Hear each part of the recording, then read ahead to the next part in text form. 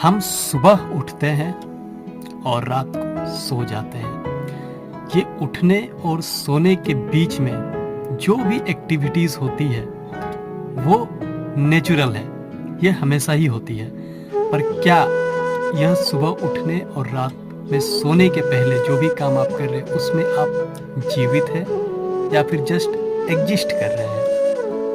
सोचिएगा, इंसान 3 दिशाओं में रह सकता है, या कहें तो 3 कैटेगरीज में रह सकता है। या तो वो पास्ट में रहेगा, या फ्यूचर में रहेगा, या तो वो प्रेजेंट में रहेगा। पास्ट यानी कि जब किसी की यादें, भूली बिसरी बात या फिर कुछ ऐसी घटना जो हमें पास्ट की ओर खींचती है, तो हमारा माइंड पास्ट में रहता है, भले ही हमारा शरीर मौजूद रहे।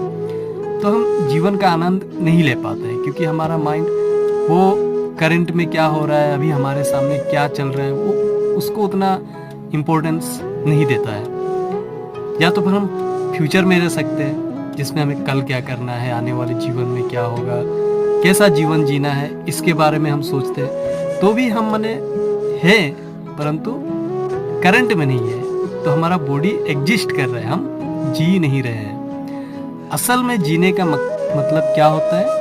मतलब ये होता है कि आप जो वास्तव में अभी देख रहे हैं, जिस क्षण में आप मौजूद हैं, उस क्षण को आप कंप्लीटली जिए। अगर आप चाय की एक सिप भी ले रहे हैं तो उसे गहराई से लीजिए, उसका आनंद लीजिए।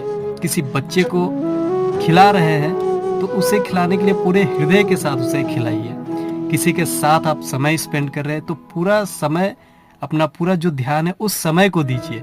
इस तरह से हमारा जीवन बहुत सुंदर बनते जाता है। हमारी अक्सर यही एक कमी रह जाती है जीवन में कि हम रहते तो हैं परंतु जीते नहीं है। हमारा मन हमेशा इधर उधर या तो पास्ट या तो फ्यूचर में दौड़ता रहता है, और ऐसे करके हम अपने जीवन को उतना रंगीन नहीं बना पाते, उतना क्या कहे कि इंटरेस्टिंग नहीं बना पाते जैसे हम जीना चाहते हैं। वास्तव में हम कल भी यही सोच रहे थे कि आने वाले जीवन में किस तरह से जिया जाएगा, और हम आज भी यही सोच रहे हैं कि आने वाले जीवन में किस तरह से जिया जाएगा। ऐसे करते करते हम आज को तो जी ही नहीं रहे हैं। तो असल में जीना क्या है? जब आप कंप्लीटली 100% प्रेजेंट में मौजूद हो, प्रेजेंट में जो लोग जो साथ में है उनके साथ कंप्लीटली जी रहे हैं, पूरे खुले मन से जी रहे हैं, जो एक्टिविटीज कर रहे हैं उसमें पूरी आपकी मौजूदगी है। शरीर की तो है ही, साथ ही साथ अगर आप मन से भी